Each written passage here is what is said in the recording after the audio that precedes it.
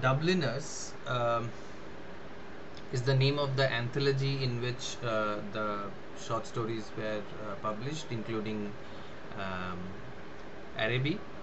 And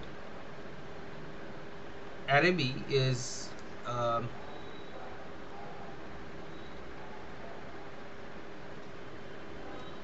one of the short stories where we find a glimpse of um, Joyce's younger days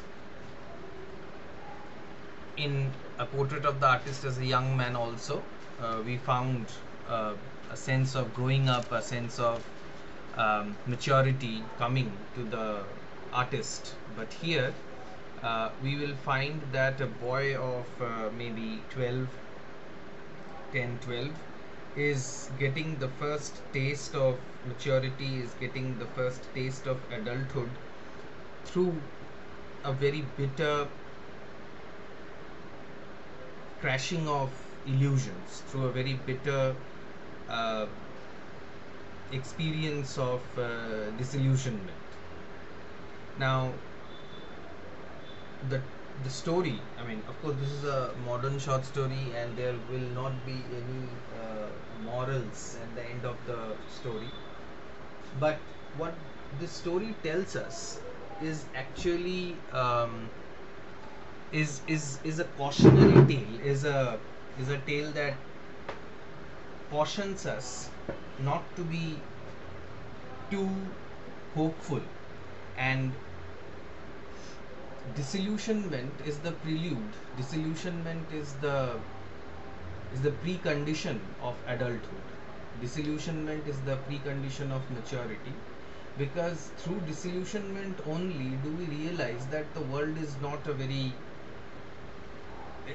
a place where all our aspirations and dreams are guaranteed to come true, but rather it is the fire which chastens us, it is the fire that hardens us for the life to come.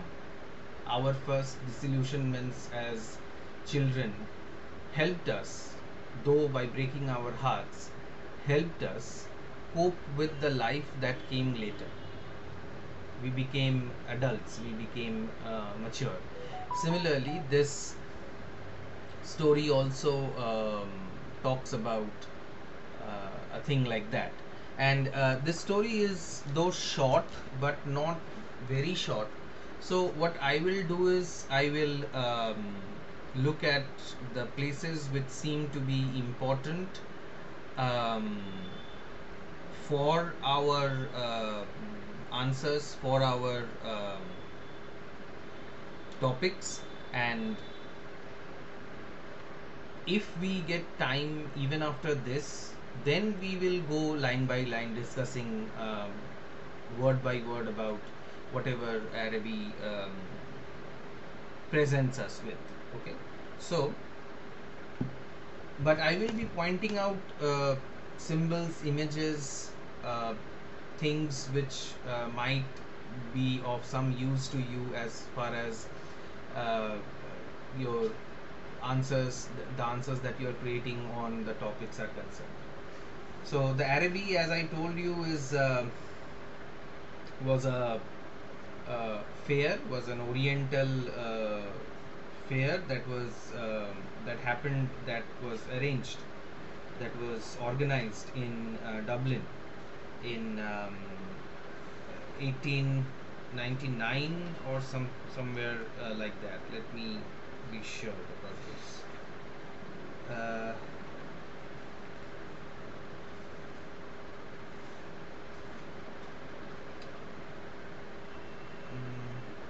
yes, 1894. It was known as it was a Grand Oriental Fete held in Dublin from 14th to 19th May 1894.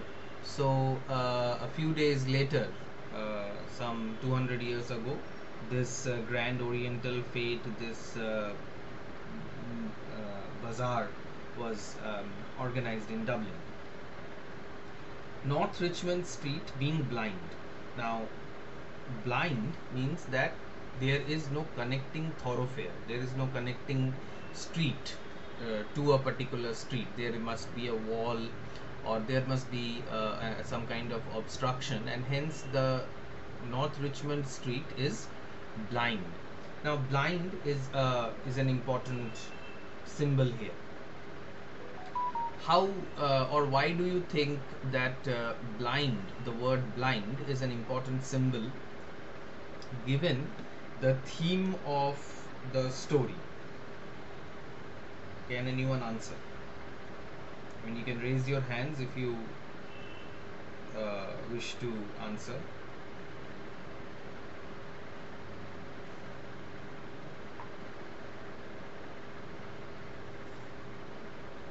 Or I might ask one of you to answer.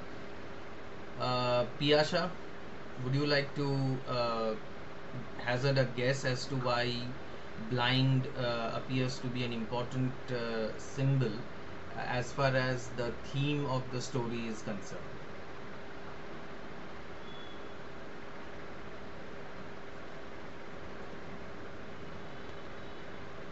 Yasha?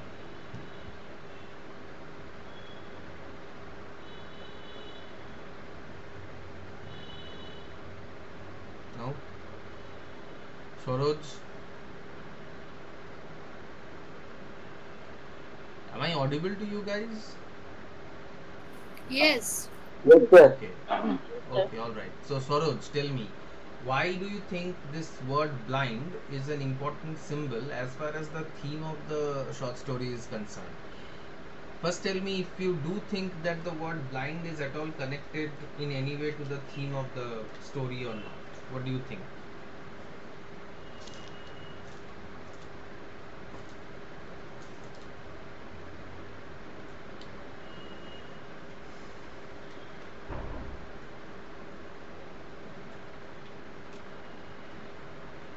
I guess you guys have not read the short story, right?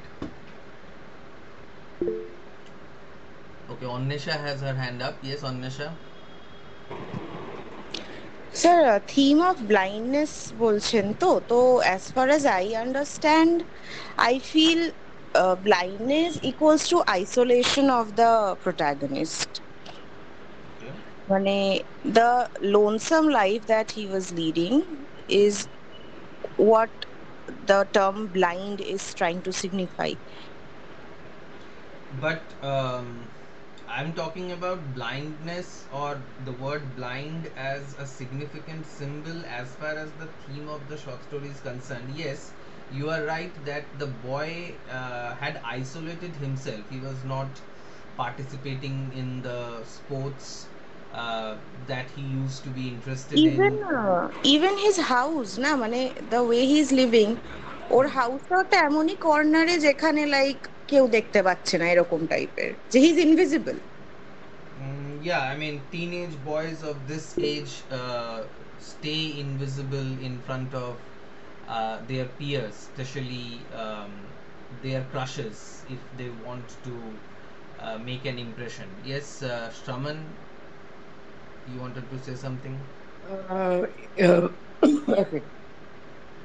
ব্লাইন্ডনেসটাকে relate করা যায় with his experiences. I mean, his experience with the girl, which is very much new. So he uh, মানে আগে কখনো ওর experience গুলো হয়নি। So পুরো মানে যে ও যে ফার্স্ট বার অ্যাডোলেসেন্স হিট করছে, এবং the experiences he is gaining are something that was like a blind that could be a symbol of a blind spot that was there in his past, but now সেটা আস্তে আস্তে unveil হচ্ছে। I didn't get what you're trying to say. Blind blindness with his experiences with the girl, like I mean how is আগে it connected? মানে আগে ওই experiences গুলোর দিকে একটা ব্লাইন্ড মোটিভেশন রাখছিল, মানে এক্সপিরিয়েন্স গুলো ওর লাইফে কখনো আগে হয়নি, কিন্তু এখন আস্তে আস্তে ও যখন সেই মেয়েটার সঙ্গে দেখা করছে এবং আস্তে আস্তে অ্যাডোলেসেন্সটাকে বুঝতে পারছে, তো আমি সেইটাকে দিয়ে বোঝার চেষ্টা করছিলাম। But blind, how are you connecting blindness with lack of experience? Are you trying to say that, like a blind person who has never experienced light or colors before, Yes, the light of the adolescence actually. but a blind person does never experience color, and unless and until that blind person gains eyes, otherwise a blind person will never experience light or colors in a visual way. Trisha, you were saying something. হ্যাঁ sir, আপনি যেটা বলছেন যে এটা কি মানে metaphorically ওই অবসেশনটাকে বলছে টুয়ার্ডস মাদার সিস্টার, ওটাকে কি বলছে মানে কোনোভাবে? ব্লাইন্ডনেসের সাথে অবসেশনের কি সম্পর্ক এখানে? না, আমি মেটাফরিক্যালি বললাম যে Yeah, অবসেসড ছিল। what is the connection even metaphorically? Like, what are the two similar things that are being compared here?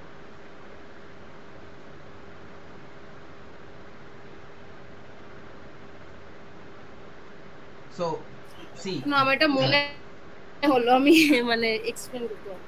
মনে হলো যে অবসেশনটা হতে পারে মানে মেটাফরিক্যালি যদি ধরা হয় যে I ইনফ্যাচুয়েশন mean, যেটা ছিল the boy সেটাকে was বোঝাতে পারে। infatuated, yes, the boy was even obsessed, yes, but what has it got to do with blindness? You see, blindness, as Onnesha pointed out, she was right on one aspect that um,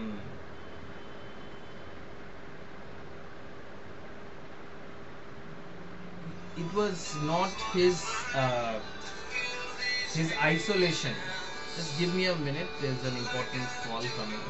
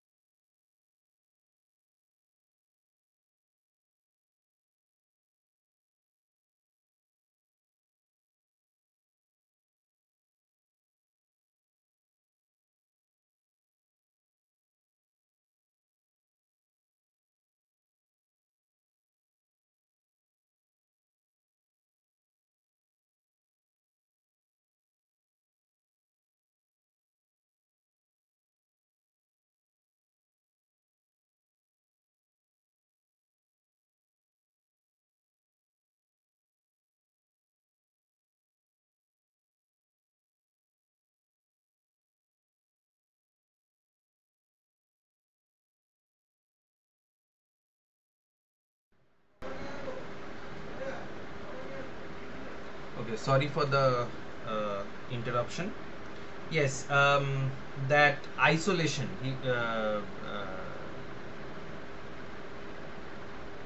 Anisha was talking about isolation.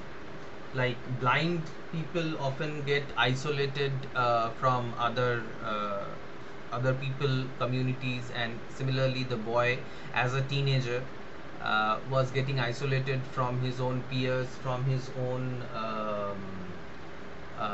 from his studies, from his usual activities, and even the house was isolated, and even his journey, like in the train compartment, he was isolated. He was a misfit, and ultimately, when he reaches the fair, uh, everything was almost in darkness, blindness. So the word blind, the image or the metaphor of blind will keep occurring throughout the throughout the short story. And if you are talking about a metaphor, we need to understand with what it is being compared. Another thing that the word blind signifies, is that, as Shraman was talking about, that the boy was negotiating or exploring a territory that he had never been yet before. And when we do that, we mention, or we say, that we are flying blind when we are exploring a new territory, when we are exploring a new experience, when we are entering into a new phase of our life. We do not have the experience, and we say, or we believe, that we are walking or flying or running blind. And when we do that, we often fall. And this falling, this getting hurt, as I said earlier, this disillusionment is a part of growing up. Okay, so as you can understand, we are only one sentence into the text, and there is so much there are so many significances that are churning up. So you can understand what rich text this actually is. Anyway, now look at this second line, where the school set the boys free, as if the boys were caged animals. I mean, if you have ever watched a school end, and the boys and the children rushing out, you would feel that they have been captivated, they have been uh, imprisoned in the school. And with the end of the school, everybody rushes out, as if they are freed from their captivity. So getting freedom is also a part of growing up. You earn your freedom, you are free to make mistakes. You will not have your guardians, you will not have your parents or teachers to guide you through these new experiences. And that is why there was once a demand, and still there is a demand, for educating adolescents about sexuality, because this is something that parents and teachers traditionally do not talk about, traditionally do not talk to their children. And children usually try to get the information from their friends who are equally quote unquote blind, or from some shady resources which do not always give the right information. Anyway, so the next paragraph, the former tenant, they are talking about a former tenant in their house, who had very strange taste, given the fact, very strange taste in literature, given the fact that this old tenant, or the former tenant, was a father, was a priest. And being a father, he had a strange mixture of books that he had with him. So one of the books was The Abbot by Walter Scott. Walter Scott, as you know, is a famous historical novelist. He used to write great romantic novels based on the history of Scotland. And The Abbot, perhaps, if I don't know if I'm wrong, please correct me if I am, was one of the very famous Gothic novels. And Gothic novels were all about horror. They were all about ghosts and skeletons coming out of closets and old mansions and stuff like that. Not an ideal read for a priest. What is a priest doing with a Gothic novel? And then he had The Devout Communicant and The Memoirs of Vidocq. Now, Memoirs of Vidocq is again another questionable text as far as the priest is concerned, because Memoirs of Vidocq was the autobiography of a soldier, a thief, a chief of French detective force and private detective and whatnot. So while The Devout Communicant is okay, a manual, but Vidocq's memories, they are the memories of a shady character who was a soldier, a thief, detective, police, and so many other things. Anyway, so this strange collection of books was read or was accessed by the boy also, and one of the ways in which once upon a time the boys became men was by reading pornographic literature. It was handed down by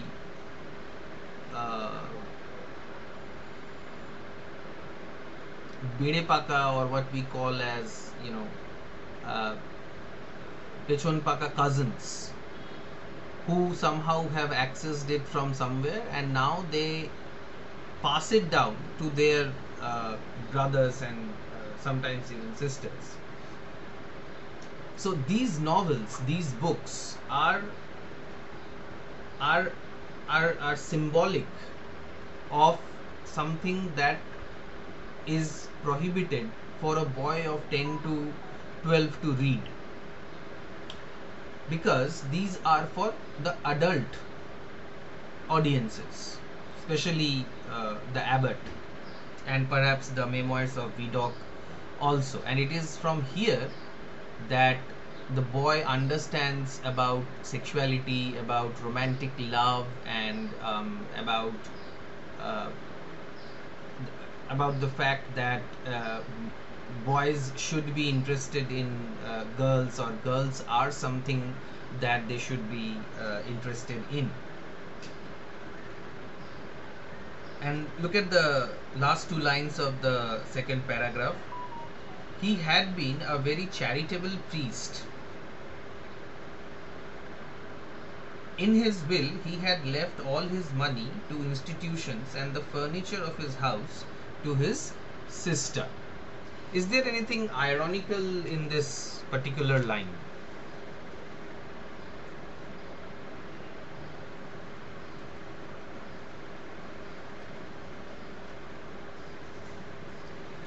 Anything that seems to be out of place, or anything ironical in this particular line or sentence, Sujata? Sujata, would you like to answer this? Yes.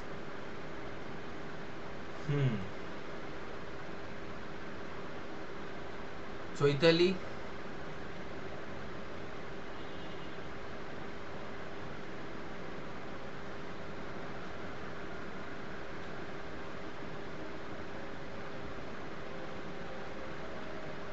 Rishita? Sir আপনি লাইনটা একবার repeat করবেন? তোমাদের কাছে টেক্সটটা নেই? আচ্ছা টেক্সটে লাইন বলছে, ঠিক আছে। Texte, the line belongs to the second paragraph, last two lines. he had been a very charitable priest. In his will, he had left all his money to institutions and the furniture of his house to his sister.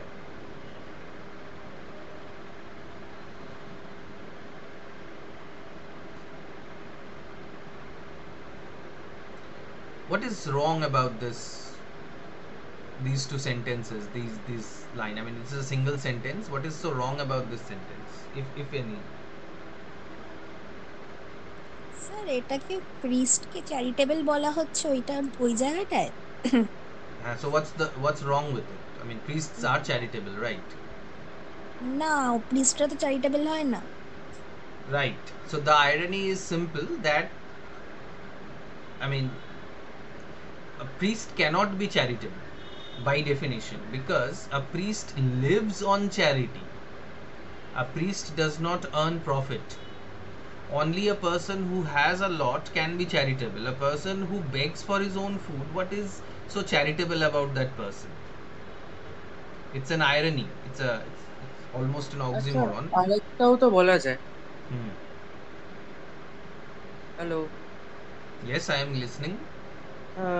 I mean, we know that priests are not charitable because they don't have that much of money to actually perform this kind of charities. But আমি যদি ধরেও নিই যে this priest has some money, he is actually giving away his furnitures to his relatives. So কোথাও না কোথাও গিয়ে নিজের যে সম্পত্তিটা ওটা নিজের পরিবারের মধ্যে সার্কুলেট হচ্ছে না? Yeah, I mean, that's the irony. That is what is ironical. That হ্যাঁ, মানে irony দিক থেকে দেখতে গেলে charity, he is doing charity, but that too in his মানে among his family members. Yeah, there is a saying that charity begins at home, but the priest has forgotten that it should not end at home. So he began his charity at home, and not when he was living, but he wrote this in his will. So what kind of a priest is he? So he's a shady priest, like many priests are. He was a shady priest, and the priest is not brought in just for its own sake. The priest is here for a very specific reason. The priest represents religion, and religion is something that is used to keep teenage boys and girls in line. In line, by line I mean in discipline. I mean, especially in Dublin, especially given the fact that James Joyce's family was very strict Jesuits, a very strict form of Christian way of life. They gave a lot of importance to religion, and to criticize a priest, to make fun, to mock a priest, is an act of rebellion which defines the boy and the author, who himself was very young when he was writing this, defines the growth, defines the moment of maturity for the writer and for the boy. Okay, so let's move on. Now here in the next paragraph, we can find the activities that the boy engaged in when he was younger. The career of our play brought us through the dark, muddy lanes behind the houses, where we ran the gauntlet of the rough tribes from the cottages to the back doors of the dark, dripping gardens, where odors arose from the ash pits, to the dark, odorous stables where a coachman smoothed and combed the horse or shook music from the buckled harness. Look at all these words: dark, muddy, rough, dark, dripping gardens, odors, ash pits, dark, odorous stables. Everything is odorous, everything is dark. Now, that signifies what? This is a form of representation.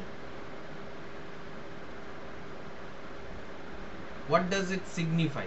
What does these lines, these words signify? What is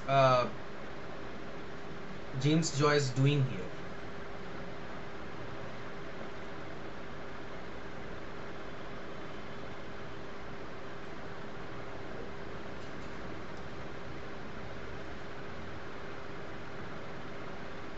Anushri, would you like to answer?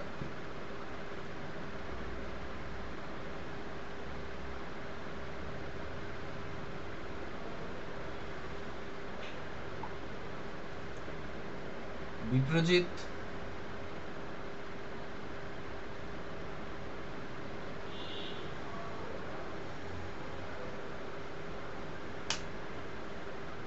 Dipannita?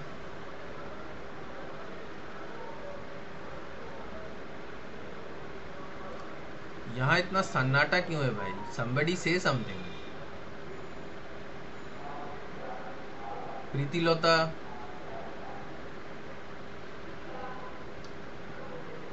Everyone has fallen asleep or are either doing Facebook or something. Rupam? Yes, sir. The one has not fallen asleep or has run away.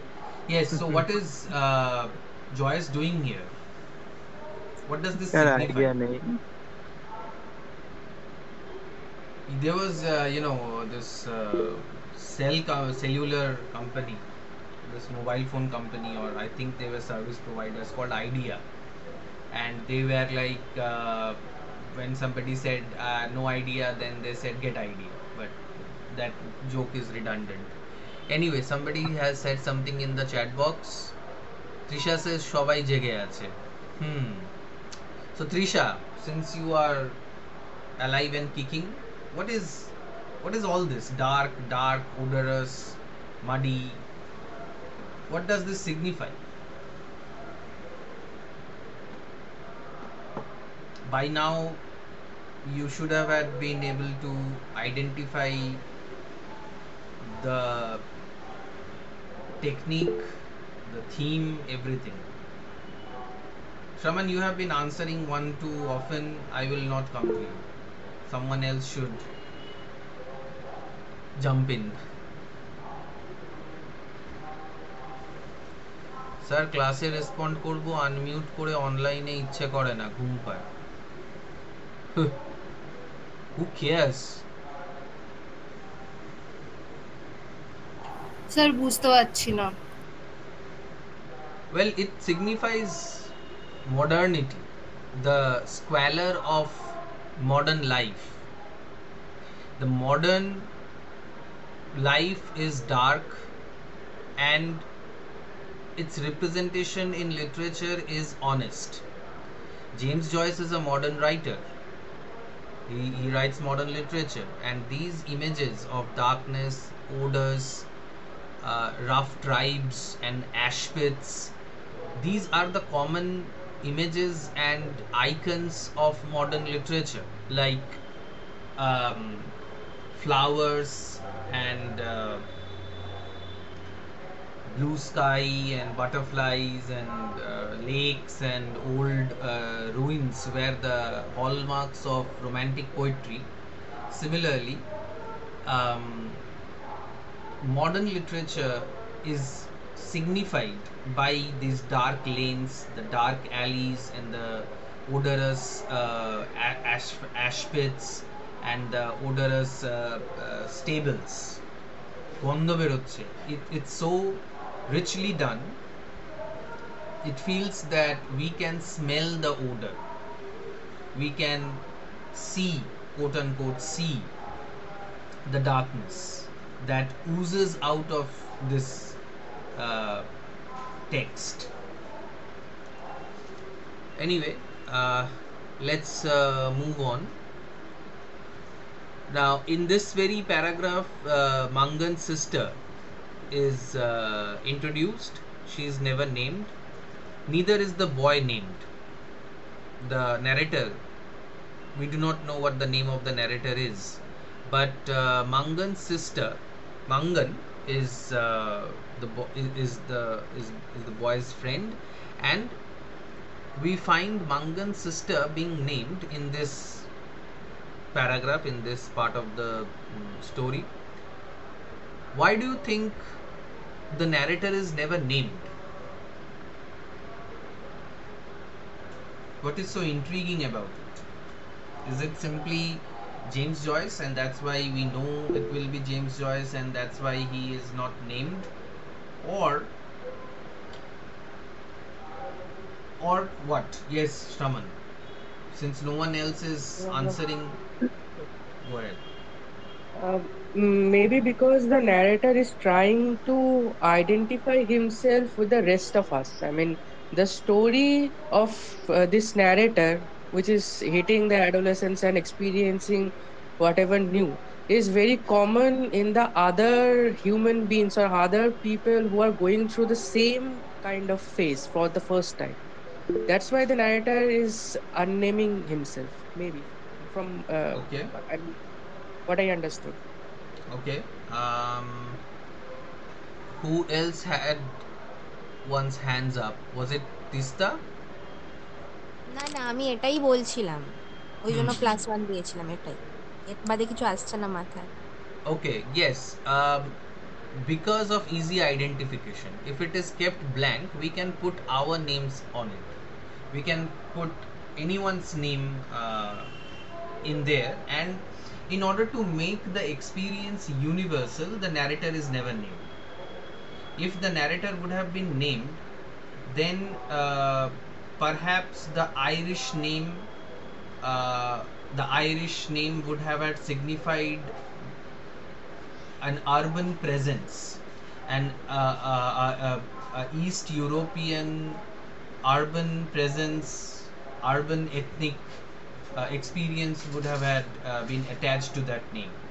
But keeping it open-ended, just like the narrator of the Shadowlines, the writer, the author, is trying to universalize the theme, okay, of adolescence and adolescent psychology. Next paragraph again has the word blind in the second line. The blind was pulled down. So now the boy was actually stalking Mangan's sister. Stalking is a word that we should be aware of, or beware of, wary of actually, in our modern sense.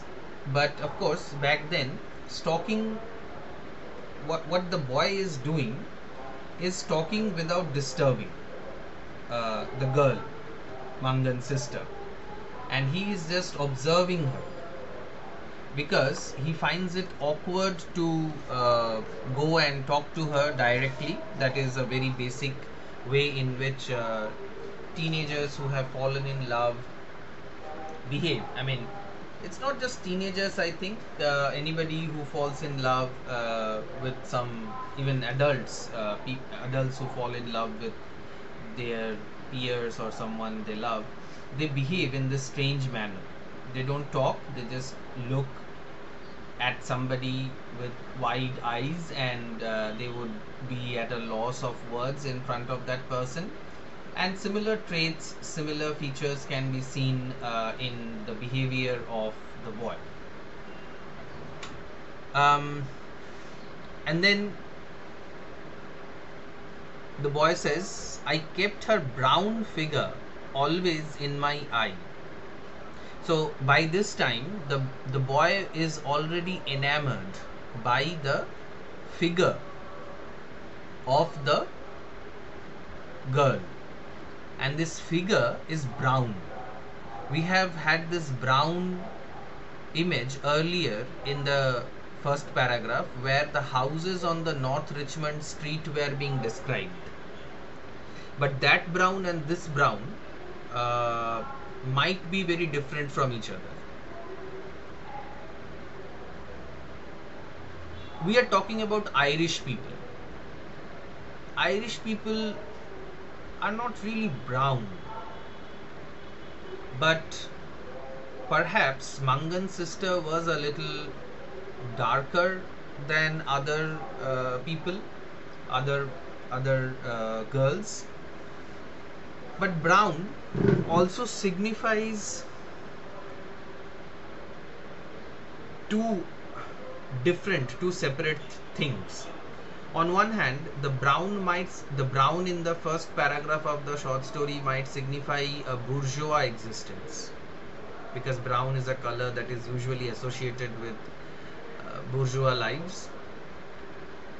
The color is representative of the bourgeois monotonous life, and since she too belongs to a very common family, a very middle class family, bourgeois middle class family, her image is brown. Another aspect of being brown is the fact that the boy's attitude or the boy's understanding of the girl is hazy, is muddled, is not clear as to what he wants from the girl. Sometimes when our imagination is captured by a person, we do not know, we sometimes we cannot figure out what is exactly that we want from that particular person, and that muddles our view, that makes us that leads us to an unclear picture of a particular person. And brown is a color that is not known as a bright color, as a clear color. So my guess is that the brown figure signifies the muddled feelings, the confused feelings that the boy has for the girl. Further, what if the color of the pupils of the boy is brown? So in a kind of a warped, convoluted, transferred epithet, the figure is not brown, but the pupils are brown.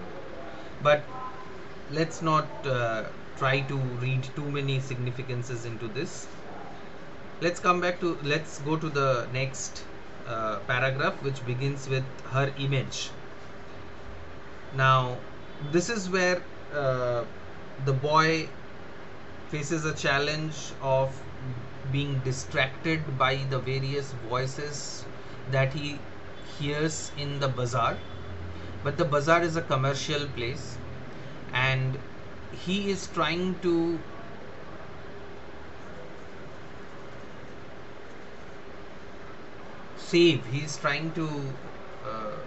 preserve the image of the girl as a chalice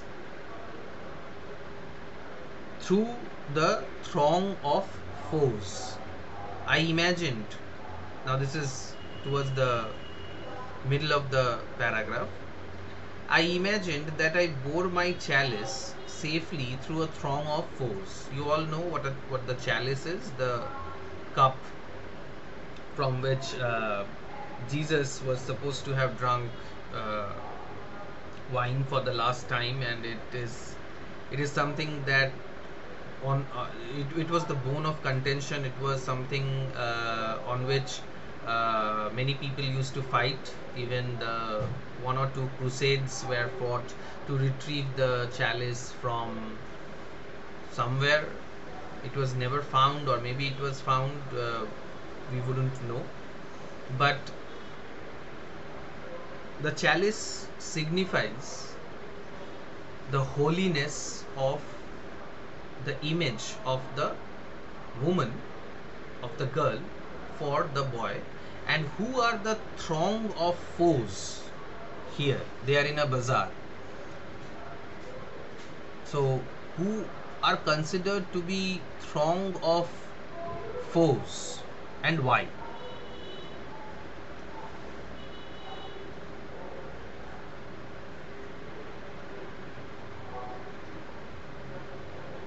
Anyone? Priya?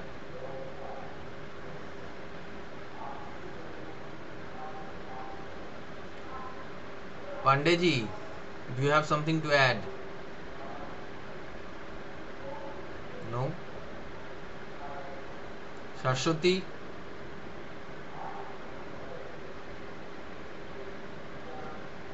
Jyotirmoy?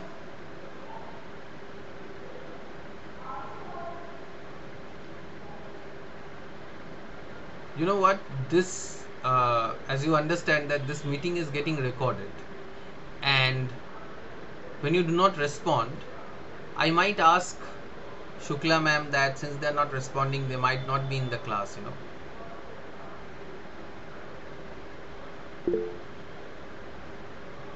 হ্যাঁ আছো, you exist, but answer me.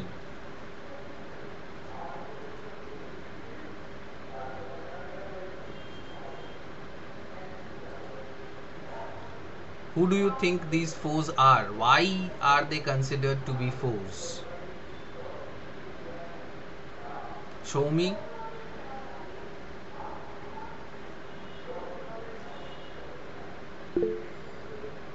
Yes, Annesha. I'm guessing the shopkeepers or the store owners who are, or maybe the even the buyers, because they are like making too much noise, interrupting his thoughts.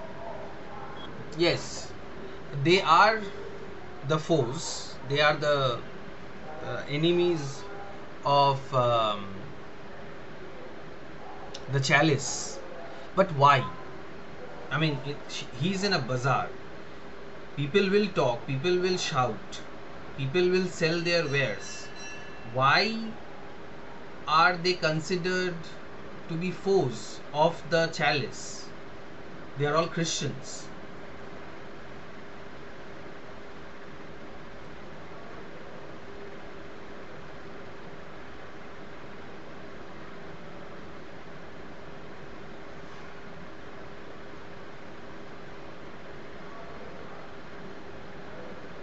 Sir বুঝতে পারছি না।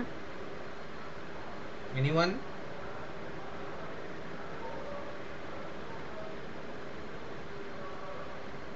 Anyone else? Shraman?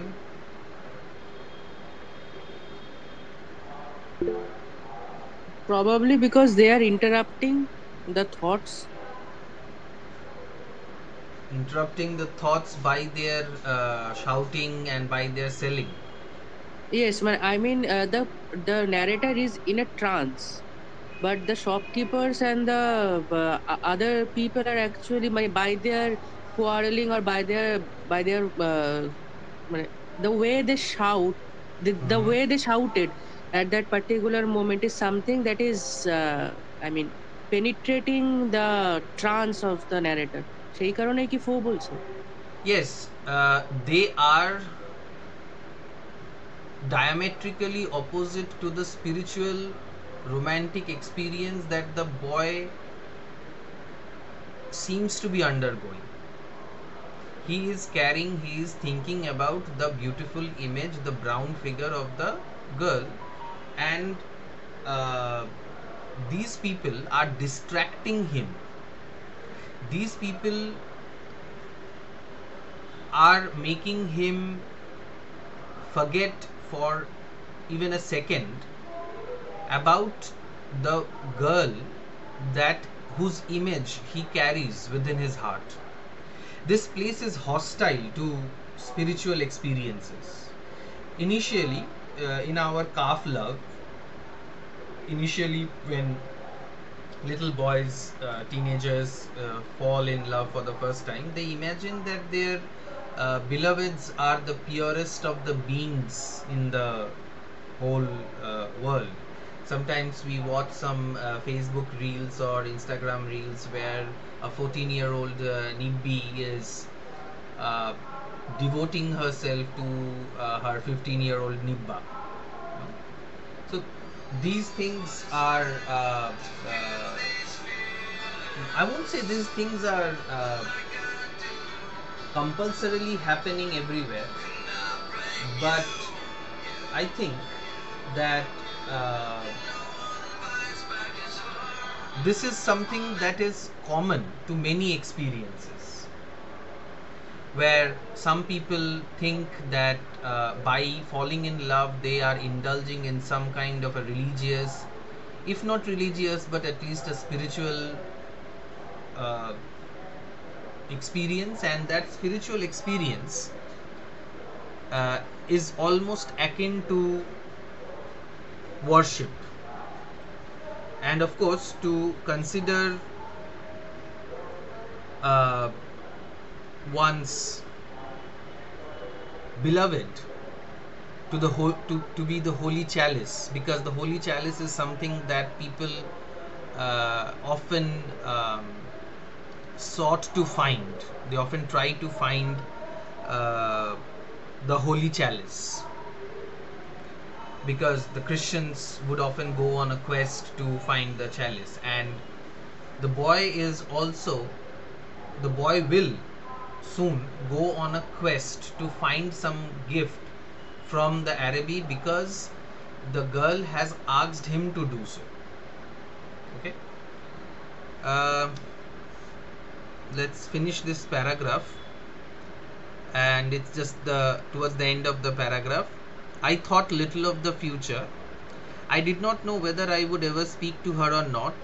If I spoke to her, how I could tell her of my confused adoration.